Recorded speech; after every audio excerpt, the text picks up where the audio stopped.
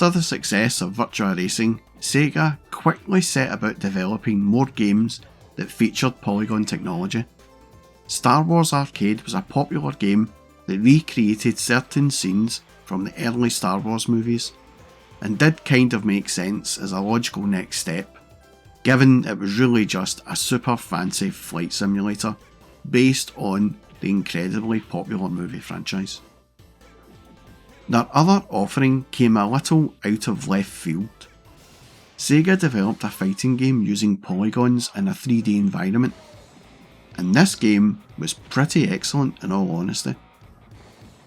In 1993, a one-on-one versus fighter game that used polygons was the last thing I expected to see anywhere. Polygons were mainly used to produce real looking and scaled in environments, and they were used to good effect. Very good effect actually. So a game that used them for fighting was going to be very interesting indeed. Sega were brilliant when it came to utilising sprite scaling in their games, and had tested the 3D waters the previous year. In 1992, they released a 3D fighter called Dark Edge. This game used a 3D rendered environment, but used sprites to scale in and out and rotate around the backgrounds and the fighters. This game was bold, but rubbish in my opinion, and failed to connect with an audience in any way. But rather than give up on a 3D fighter, they just decided to use polygons instead, and this is how Virtua Fighter came about. The game's development began in 1992. Following the development of Virtua Racing, Virtua Fighter was developed to run on Sega Model 1 arcade hardware, developed internally at Sega, which used 3D motion capture technology for the fighter's movements. An early prototype version of the arcade game featured an Arab fighter called Siba. This early version did not have Akira Yuki, who was added later in the development as a replacement for Siba, with Akira becoming the game's main protagonist. This early prototype version was location tested in Japan and then demonstrated at the Amusement Machine Show in August 1993. The Virtua label indicates that the on-screen action takes place in a 3D environment. However, movement was restricted to 2D. The images were created using wireframe and flat shaded quad polygons. Beyond 3D, it retained the staple of multiple characters, each with their own distinctive moves. In the game's single player mode, the player faces all 8 characters, including a duplicate of their chosen character, in a predetermined order, followed by a fight with the game's boss, Dural. Each fight is a best of 3 match, and the player has 3 ways to win. You can knock out the opponent, you can force them out the ring, or you can have more health left when the time runs out. Unlike other fighting games of the early 1990s such as Street Fighter 2 or Mortal Kombat, this game relies on a control stick and only 3 buttons: punch, kick and guard, although different situations and button combinations led to a vast variety of moves for each character.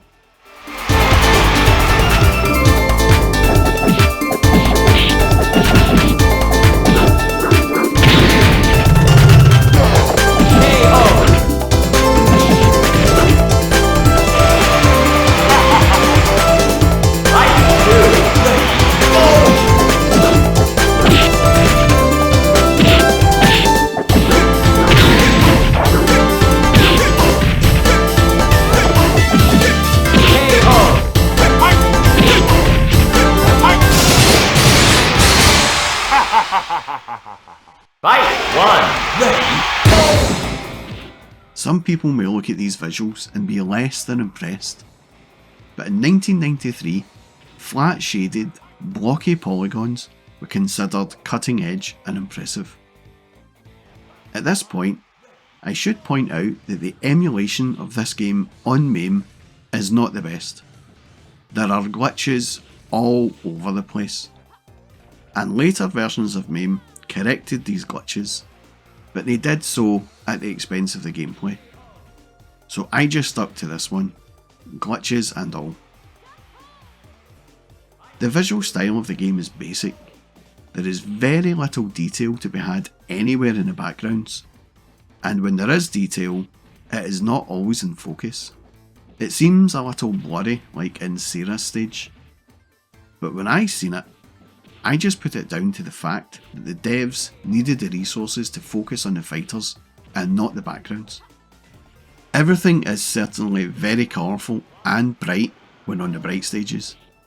The camera zooms in and out and around the fighters at a super smooth 60 frames per second.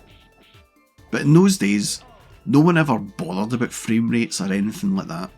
All they seen was a game that was an absolute visual feast for the eyes. The sound is great in the game. The sounds of the power moves contacting had this sort of digital echo to them, almost a futuristic sound, symbolising the next leap forward in technology. And the music sounds great too. The tunes are brilliant and very much of the era of the game, like Sarah's stage and Jackie's stage. The game had this very polished, impressive look and feel to it.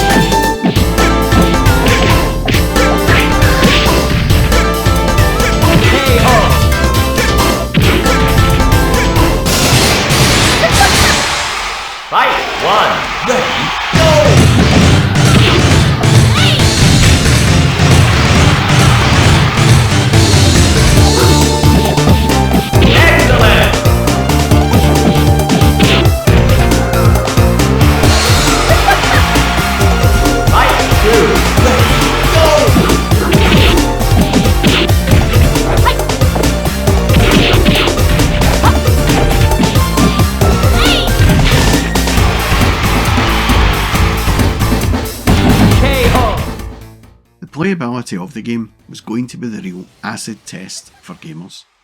With only 2 attack buttons and a guard for block, I did think it would be a step backwards. But to be honest, I was too quick to judge. These are all the buttons you need. Given I was a Street Fighter guy at my core, I found the fighting a little tricky at first, especially when you jump in. It seems Virtua Fighter operates in a reduced gravity environment, as the fighters tend to float, and I hated that. But this is where you discover Virtua Fighter is all about defence and counter-attacking, and patience is key to victory. A little odd when the time for each bout was only 30 seconds, but if you start to go in all button bashing, you will lose very quickly.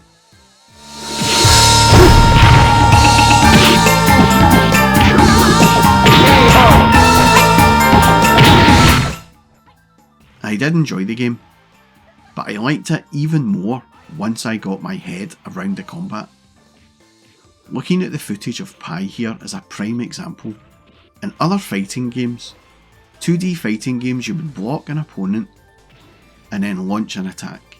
Well, in Virtua Fighter, you can counter that attack.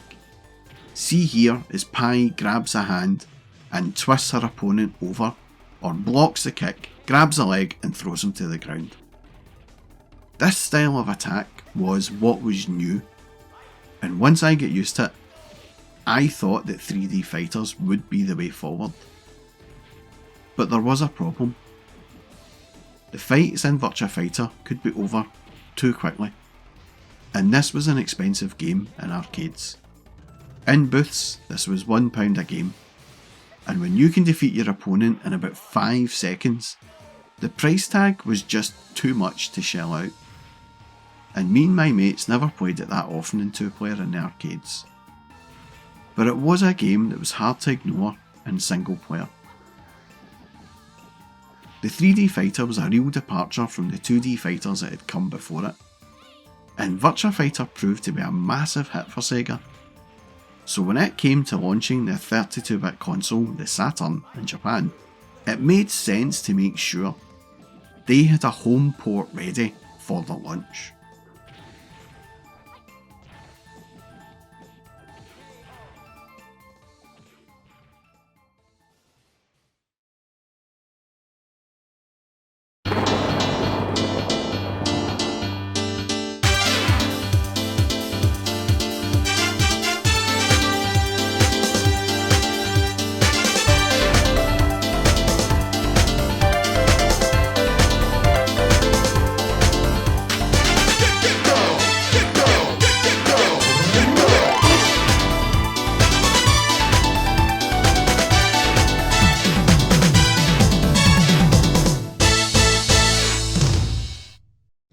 Again, I must apologise here for the footage.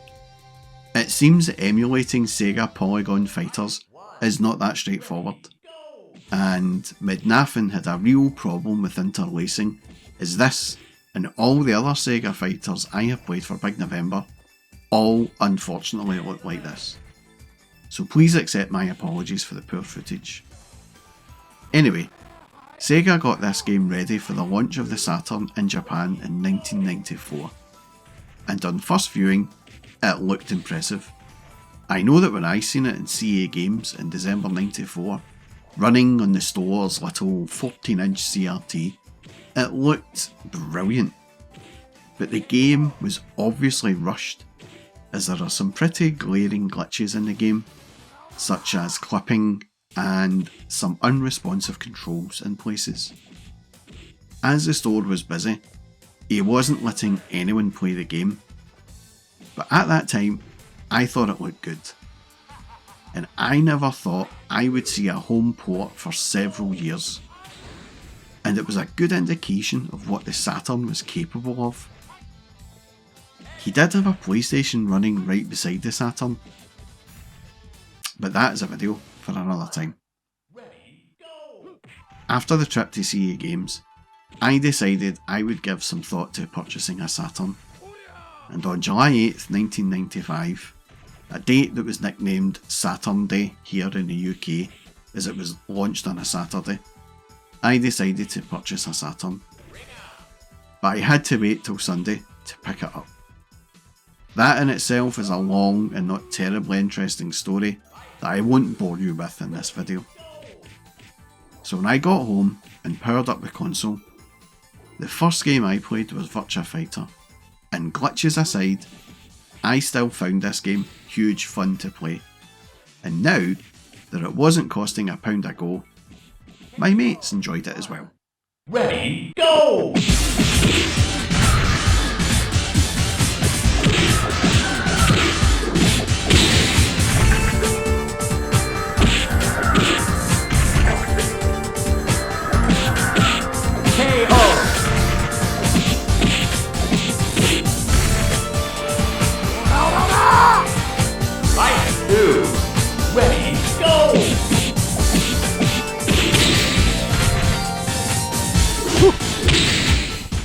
By this generation of console, bad sound was a thing of the past, or at least one would hope it would be, given these consoles were CD-based machines, and Virtua Fighter on the Saturn sounds just like the arcade version.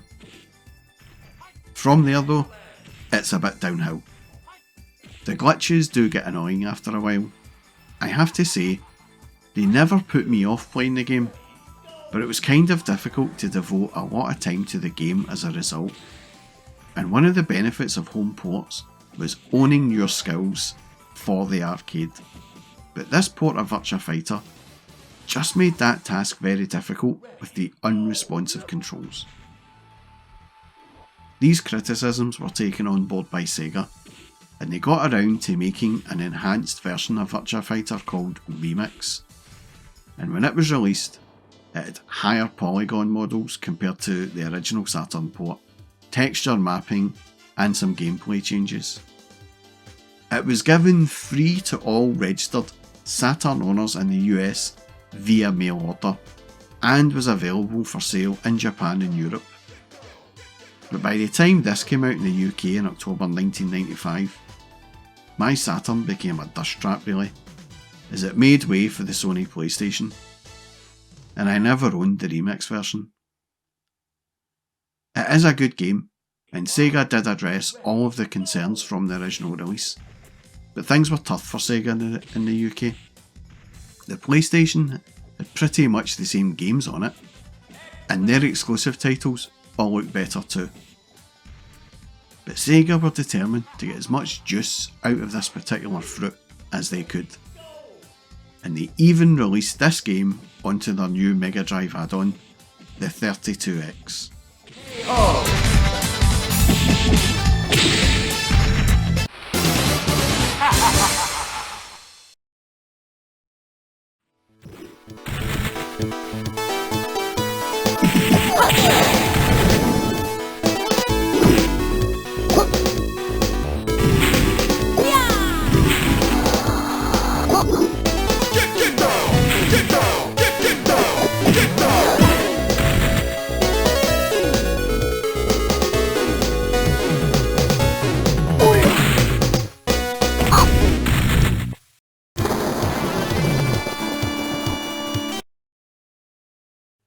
I have to say, when Sega released the 32X to the world, I dismissed it completely.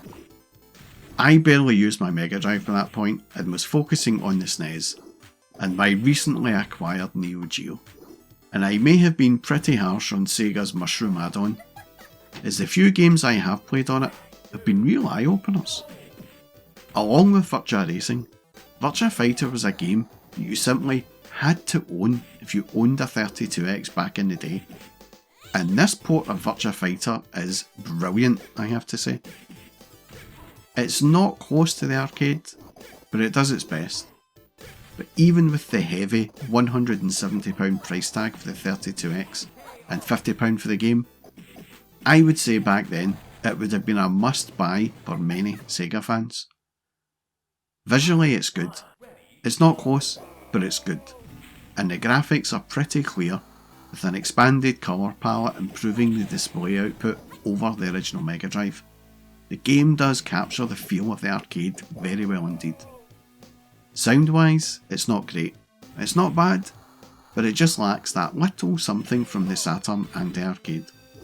But the gameplay is just as good as the much larger, much more powerful arcade cabinet, and for the few people who owned a 32X, I am sure they would have backed this game to the hill and defended any shortcomings it had vigorously.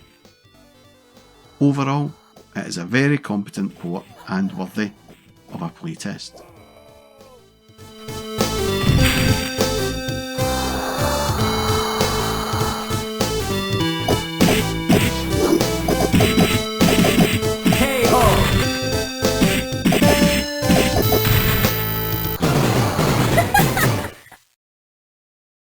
Fight! 1, ready, go!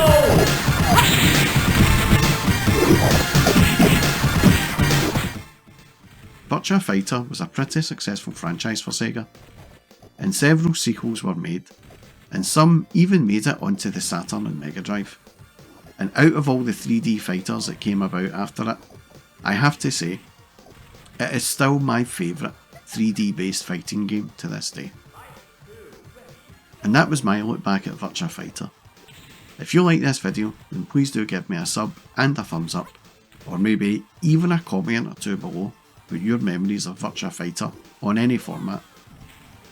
And a massive thank you to all those who have subscribed and commented on my channel. Your feedback and support really does go a long way in helping the channel grow, and I do appreciate all of your support, so thank you from me. And that's all from me folks. Thanks for watching.